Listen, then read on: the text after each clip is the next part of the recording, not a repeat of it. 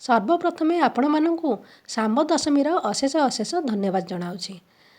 ଏହି ଶାମ୍ବ ଦଶମୀରେ ପ୍ରତ୍ୟେକ ଘରେ ଘରେ ମାଆମାନେ ତାଙ୍କ ସନ୍ତାନର ସ୍ୱାସ୍ଥ୍ୟ କିପରି ଭଲ ରହିବ ସେଥିପାଇଁ ସୂର୍ଯ୍ୟଙ୍କୁ ପୂଜା କରିଥାନ୍ତି। ଦିନେ ନାରଦ କୃଷ୍ଣଙ୍କ ରାଜସଭାକୁ ଯାଇଥିଲେ। ଆଉ କୃଷ୍ଣଙ୍କ ସବୁ ପୁତ୍ର ଆସିକି ନାରଦଙ୍କୁ ମୁଣ୍ଡିଆ ମାରିଲେ, କିନ୍ତୁ ଶାମ୍ବ ତାଙ୍କୁ ମୁଣ୍ଡିଆ ମାରିଲେନି ଆଉ ତାଙ୍କୁ ଭର୍ତ୍ସନା କଲେ।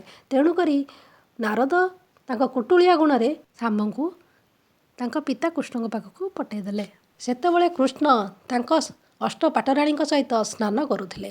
ସେ ଶାମ୍ବକୁ ସେଇ ଜାଗାରେ ଦେଖିକି ଲଜ୍ଜିତ ହୋଇଗଲେ ଆଉ ଶାମ୍ବକୁ ଅଭିଶାପ ଦେଲେ, ତୁମେ ରୋଗଗ୍ରସ୍ତ ହେଇଯାଅ।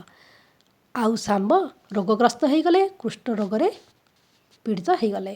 ଏହା ଦେଖି ତାଙ୍କ ମାଆ ବହୁତ ବ୍ୟସ୍ତ ହେଲେ ଆଉ କହିଲେ ଯେ ଇଏ କିପରି ଭଲ ହେବେ।